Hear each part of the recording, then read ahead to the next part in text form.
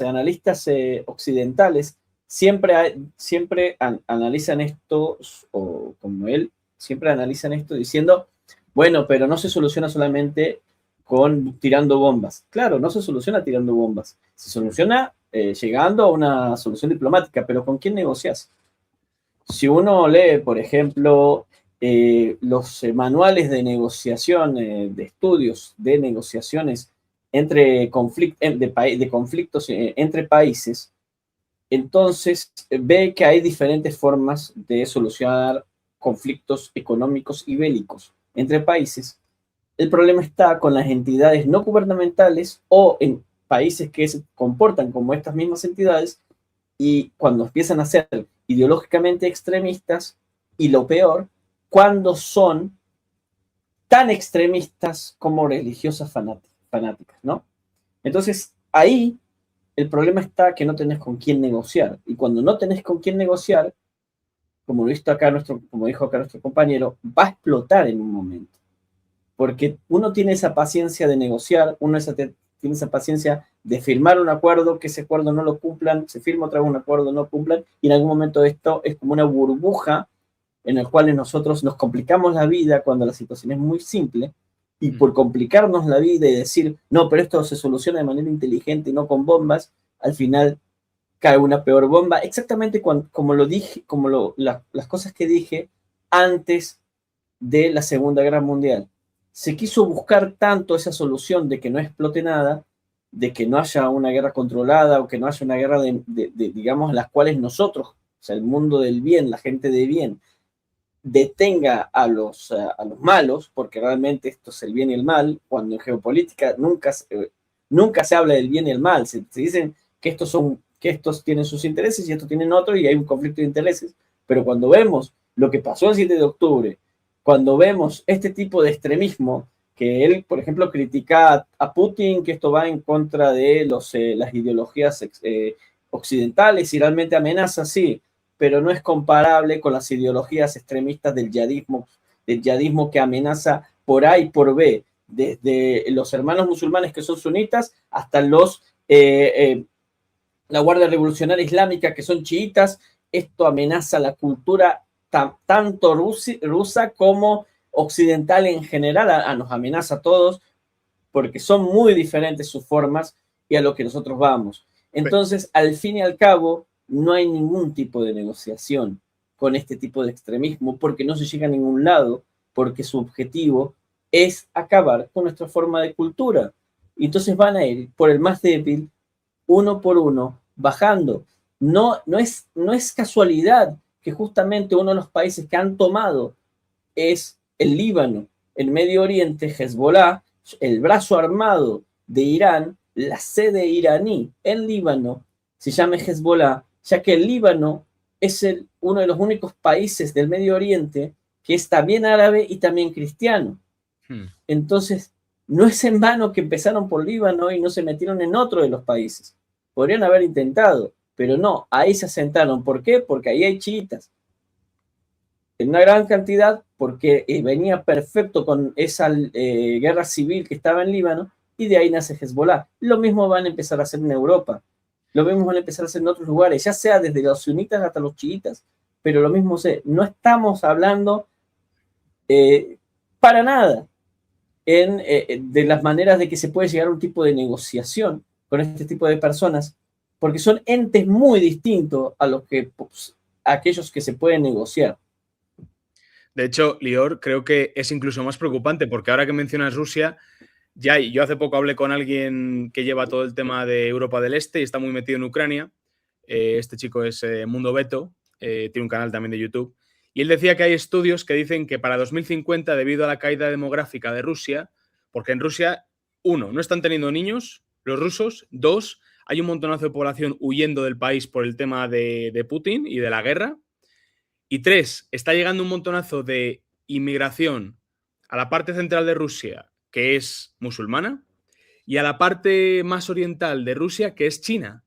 Entonces, todos esos valores, la Rusia que quería, bueno, un poco generar el imperio zarista y todo esto, se le va a venir abajo, porque para 2050 posiblemente el 50% de la población rusa sea musulmana. Entonces, ahí es cuando hay incluso un peligro más grande, porque Rusia sí tiene armas de destrucción masiva, sí tiene un gran armamento, tiene un gran arsenal y tiene armas nucleares.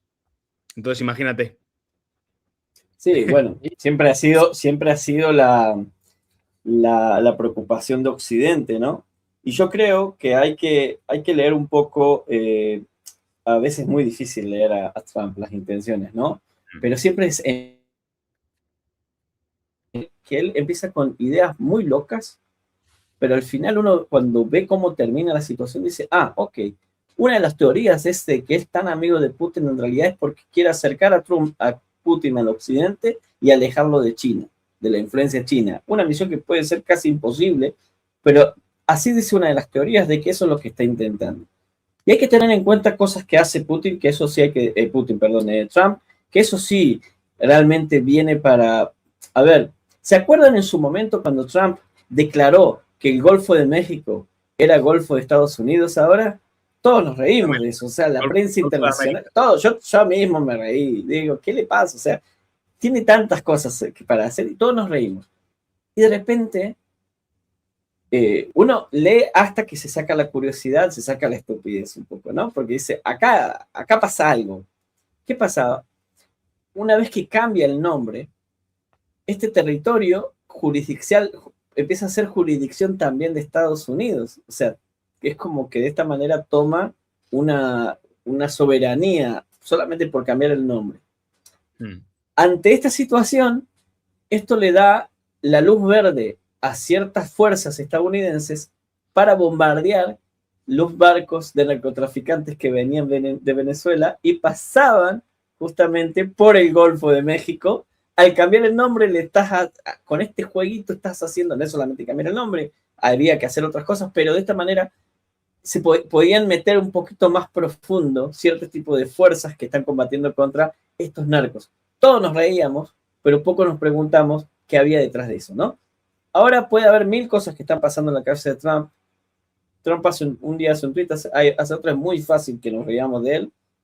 De hecho, hoy, mientras Trump decía que llegó a un acuerdo con Irán, que esto que era para unas negociaciones próximas con Irán, los mismos iraníes decían, no llegamos a ningún acuerdo. Él frenó el ataque porque lo frenó él, porque se echó para atrás. Y yo preguntaba a todos los que me siguen, decía, ¿ustedes a quién le creen? O sea, ninguno de los dos le creen a Trump, le creen a Irán. Es difícil creer, pero eso también es cierto, un poco de genialidad que tiene Trump en ese sentido de que es tan increíble que a veces cuando algo pasa te toma por sorpresa y ese elemento sorpresa siempre lo va a tener. Por otro lado, si no sos estable, es muy difícil confiar en vos también para unirte a cosas de bien. Y yo creo que, como había dicho bien Johnny, ¿no? ¿Se llamaba? Jonathan. Sí. Jonathan. Como bien dicho Jonathan, o sea, de repente le pide a la OTAN que se una cuando hace poco amenazó a uno de los miembros de la OTAN. O sea, hermano, no sos constante. Y no sos constante, es algo que te genera muchísima adversidad después porque la gente quiere cierta certeza de qué va a pasar en el futuro y que puede confiar en vos. Es muy difícil. Israel mismo no sé si está confiando en Donald Trump después de lo que pasó la última vez que atacamos juntos con Irán, que de repente nos dio la espalda, nos trató de belicistas, de demasiado agresivos, etcétera, etcétera. En fin. Yakov, ¿cómo lo ves? Me suscribo con toda la primera mitad que dijiste, porque, y esa es más mi expertise como rabino, que se nos olvida, y ese es el gran error de Occidente, es pensar que la escala de valores que tenemos es una y que la de los enemigos, los malos, es la misma, pero al revés. Pero no es así. En la escala yihadista no es la misma escala, es otro juego y está compuesto de otros materiales. El concepto de mentir para ser tratados es muy bien conocido en el Islam chiita y tiene un nombre, taquilla.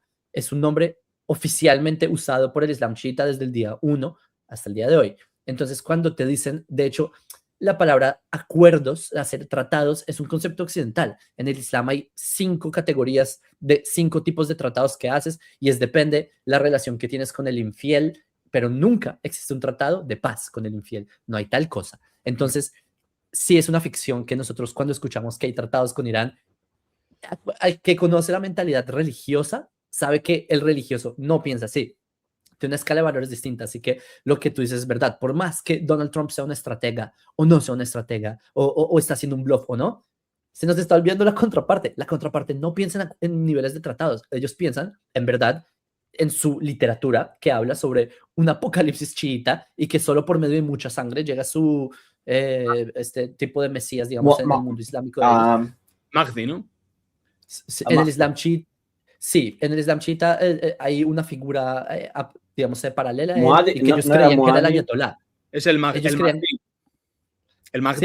sí, el Mahdi es como, digamos, la última figura mesiánica, pero en el Islam chiita hay como una serie de apóstoles, digamos, que seguían a Ali, y el último, ellos creían que era el ayatolá anterior. Eso, ahora que ya no está entre los vivos, entonces hay una, digamos, reconfiguración de eso. Entonces, es por eso la única solución, en verdad, como dijo Lior, si tú puedes pensar, bueno, no podemos lanzar bombas para siempre. De hecho, sí podemos, en mi opinión. Es más, podemos hasta que se llegue a un régimen que no tenga una utopía mesiánica, chiita, que esté dispuesta a hacer eso. Y el ejemplo de negociar con Rusia es que Rusia tienen unos paradigmas que también son similares a los europeos, al fin de cuentas. Por ejemplo, vean el ejemplo de la Guerra Fría. Siempre que hubo el borde de la Tercera Guerra Mundial, se aplicó este pragmatismo y no hubo una Tercera Guerra Mundial. El caso de Irán, no creo que es así, porque ellos son personas con una visión escatológica, es decir, el fin de los tiempos, muy distinta a la nuestra. Se les olvida ese factor, y por eso es que tú encuentras escenarios como el de repente Ahmadinejad, que fue un expresidente de Irán, que salió un reporte que quizás colaboró con el Mossad. ¿Por qué? Porque incluso los más radicales están entendiendo que la visión radical religiosa es muy extrema. Entonces, la solución tiene que venir también desde muchos frentes, desde adentro y desde el cielo por parte de Israel y así. No creo que hay que esperarse a que Donald Trump nos dé una fotico de Netanyahu y el ayatollah abrazándose. Sí, cada vez que me preguntan en entrevistas de España o México o Argentina sobre el acuerdo de paz con Hamas, el acuerdo de paz con Hezbollah, el acuerdo de, digo, gente, tienen que corregir, o sea, yo sé que también Trump dice eso, pero no es paz, es un alto al fuego, es un acuerdo de condiciones, de un cese al fuego para ver si se pueden hacer cierto tipo de cosas, pero paz no existe en el Medio Oriente, esa palabra, la paz se dice salam aleikum y shalom alejem, es para saludar, pero entre ellos mismos nunca la van a aplicar, no existe, para ellos es una jihad totalmente constante, y eso es algo que nosotros nos hemos vendido todo el tiempo, esa mentira a nosotros mismos, porque es tanto nuestro deseo de llegar realmente a una estabilidad y paz en el Medio Oriente, que nos vendemos este mismo cuento de que ellos también quieren lo mismo, y no, como bien dijiste, no vamos a llegar a ese tipo de cosas, no va a haber una firma así. De hecho, en Israel hubo una firma con un tipo con una ideología extremista que es Rabin junto con Yasser Arafat, saludando, abrazándose, firmando un acuerdo de paz, y los primeros que hizo en el día 1 Yasser Arafat fue llenar de armas su autoridad palestina, que prosperó solamente en terrorismo para después causar miles de muertos en atentados y todos, la mayoría civiles. En fin, no va por ahí, no importa. Y yo veo que muchos analistas occidentales miden el nivel de extremista y el nivel de terrorista que es cada uno, y el nivel de islamización que tiene cada uno. Este es más extremista, este menos, entonces no eliminamos a este. Gente, son todos iguales, o sea, uno es más extremista que el otro, sí, bárbaro, pero con ninguno puedes negociar una paz, ninguno tiene esa agenda, todos en su agenda dicen eliminar el occidente, empezando por este país, por este país, por este país, hasta que lleguemos a toda esa basura que se llaman occidente. Así es la agenda de ellos. Están muchos analistas, como Jonathan, por ejemplo, y lo digo desde el buen sentido, en el sentido de que pensando como occidental, están tan ocupados en ver cómo se llegan a ciertos consensos, que no entienden que el otro lado no piensa para nada de esta parte, no quiere llegar a ningún tipo de acuerdo, quieren ver cómo ganan tiempo para al final llegar al mismo objetivo. Le tomará 5 años, le tomará 50, pero al fin y al cabo, este es el objetivo y no van a cambiar ni derecha ni izquierda, van a tener sus subidas y subidas y bajadas, sus ¿cómo se dice? Pitulín, sus curvas, digamos, pero el objetivo es derecho. No se van a echar para atrás en ningún momento, y eso es algo que siempre tenemos que tener en cuenta. ¿Cuál es el objetivo? Es muy simple. Quieren destruir Israel, no tenemos que dejar que eso pase y no hay un consenso y no se negocia con extremistas y listo. Una vez que entendamos esto tan simple, va a ser mucho más fácil solucionarlo. O sea, es que me llamó la atención lo que dices de que la única paz es cuando te saludan salam alaikum, eso es la paz contigo, pero tú sabes que en la literatura islámica, ¿cómo se le responde a un judío? Si tú le dices, si el judío le dice salam alaikum al musulmán, el musulmán le debe contestar wa alaikum. O sea, no le puede decir salam alaikum, wa alaikum salam. No le puede decir la palabra paz al judío. O sea, ni siquiera como en el hola existe esta idea, solo para entender qué tan arraigado puede estar. Y también hay un famoso dicho en árabe, in Allah ma'a sabirin, que Allah está con los que tienen paciencia. Entonces, como tú dices, nosotros vemos como, y es por el materialismo occidental, de que la solución es ya, y nosotros medimos el perder, la derrota, la medimos por cantidad de escombros o por la cantidad de víctimas mortales. Así nosotros medimos, o la cantidad de cuánto cayó la bolsa. Ellos no, es que la escala de valores de ellos es otra. Allah está con los que tienen paciencia. Puedes tener todo el país lleno de escombros y Allah está contigo porque tienes paciencia. Si no es en este ayatollah o en este presidente, va a ser en el próximo. El problema, claro, el problema aquí es que ellos, incluso cuando lo vean más negro todavía, o sea, cuando estén en la derrota, más derrota, para ellos seguirán siendo buenas vibras, ¿no? Porque de alguna forma es como que están llamando a su Mesías, de alguna forma, que es lo que discutíamos al principio.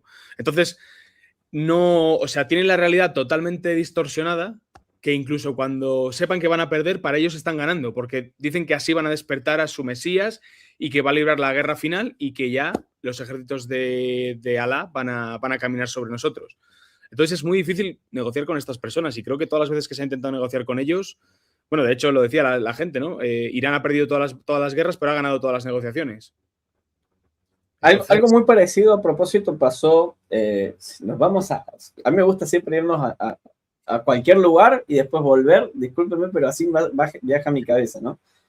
En eso de ganar todas las batallas pero perder la guerra, pasó mucho también con la ideología nada que ver, o sea, con la guerra con Vietnam, ¿no?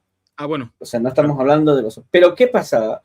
Mientras el soldado americano llegaba, en la frente tenía escrito el día, la fecha que tenía que regresar a su casa.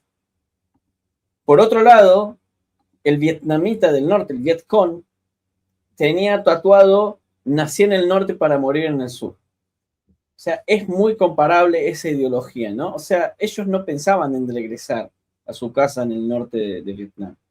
Ellos pensaban en que ellos iban a ir para sacrificarse y luchar por sacrificarse. Es una mentalidad totalmente diferente. Esto, como francotirador ahora hablando también, esto está en la balística. Cuando estudiamos balística final, hasta cuando impacta la bala en el cuerpo de un ser humano con este tipo de mentalidad, afecta distinto. Obviamente que hay lugares que no, que todo pasa el mismo resultado, pero afecta muy diferente. Si una persona tiene este tipo de mentalidad, puede ser que el daño a corto plazo sea menor y también a largo plazo. En fin, cosas que realmente es hermoso estudiar la cabeza, el cerebro humano, cuánto te puede afectar una mentalidad. Pero justamente ahí, el ejército estadounidense no perdió ningún combate importante fuera de lo que fue en su momento el Año Nuevo vietnamita, que ahí los sorprendieron, pero más allá de eso, no perdieron ningún combate importante y sin embargo perdieron la guerra. ¿Por qué? Porque los vietnamitas supieron cómo se juega este juego de la presión internacional, de la presión dentro de casa, una guerra que se extendió demasiado con formas de actuar y combatir que eran correspondientes a la Segunda Guerra Mundial y no a la nueva frente de guerra de guerrillas. etcétera, muchísimas cosas. Pero al fin y al cabo, siempre se regresa a lo mismo, que se siguió una estrategia, se siguieron unas tácticas que no iban de acuerdo con lo que piensa el enemigo. Y seguimos en esa misma, ¿no? Si Jonathan tenía razón en algo, que yo también coincido, es eso de que no hay una estrategia. Claro, no hay una estrategia clara. Israel sí, sí desde el 7 de octubre que dijo acá hay que cambiar cosas, todavía se están maniobrando, es algo que va a tomar tiempo, pero Estados Unidos es algo que no sabe hacer y no sé si va a poder hacer y va a reaccionar porque sus amenazas son distintas. Pero lo que es claro es que además que las estrategias no se ven claras en el terreno, no son las mismas también. O sea, la estrategia que va a tomar en el futuro Estados Unidos, en el presente, futuro próximo y futuro a largo plazo, no va a ser la misma que va a tomar Israel y muchísimas veces eso va a generar mucha fricción entre nosotros y Estados Unidos, entre nosotros y la comunidad europea, etcétera, etcétera. Y es algo que vamos a tener que entender y muchas veces nos vamos a tener que frenar y nos van a querer frenar y no lo van a lograr, y otras veces que nos van a tener que frenar y nos van a frenar porque nos van a meter muchas cosas en el camino, lamentablemente, porque ninguno de ellos sufrió un 7 de octubre, ninguno de ellos tiene esa amenaza, o cree que tiene esa amenaza, porque los iraníes tienen misiles balísticos que pueden llegar a ciertos lugares de Europa. Esos misiles balísticos que tienen alcance hasta Europa no están amenazando a Israel. Israel está amenazada por otros misiles balísticos. Entonces significa que Irán ya está amenazando ir a Europa y sin embargo Europa no se despierta. Y ahí yo diría, más allá de que Trump actúa mal en la parte de la falta de coordinación internacional, porque se quería llevar todo el crédito, porque también eso es una mentalidad que hay que analizar, de una persona que todo el tiempo quiere llevarse el crédito de todo, entonces no quiere que los demás actúen. Por otro lado, Europa, la OTAN, está dañada y traumada con lo que pasó en Afganistán y más que nada con la mentira porque fue engañado, mentira porque sabía que era mentira de Bush sobre las armas químicas en Irak. Entonces, está medio traumado con eso, con Trump no se quiere meter en un conflicto como compañeros porque están totalmente en contra de muchas cosas y expresiones y formas de actuar y manejar un conflicto que tienen contra, ¿no? Entonces, esto causa de que Europa, más allá de todo esto, se está deteniendo de actuar cuando ella está siendo afectada, ya que si Irán llega a ser nuclear, significa que buena parte de Europa va a estar amenazada de manera nuclear. Y además, más allá de que Europa se tiene amenaza nuclear por parte de Rusia, va a tener otra amenaza nuclear por parte de Irán. Y además, no está actuando por más que esté siendo afectada por el cierre del estrecho de Hormuz. Pero como bien dijo el rabino, esto va a explotar en algún momento de todas formas, porque a todos nos está tocando y en un momento van a decir, bueno, ya está, o sea, ya no. Irán nos está tocando a todos. De hecho, hasta está dañando hasta China, que China se lo está bancando porque lo está utilizando como juego de prueba de su tecnología, que está resultando que es obsoleta la tecnología china, y ahora China está aprendiendo muchas cosas que quiere y tiene que cambiar si realmente quiere hacer algo. Alguna operación contra Taiwán, va a tener que hacer muchos cambios, así que al parecer se va a posponer todo esto de acá a no sé cuántos años, pero en fin, por eso se lo está bancando, si no China también le paraba todo a Irán, porque China también está sufriendo las consecuencias. De hecho, Lior, una cosa que has dicho que a mí me parece fundamental es destacar que esto es global.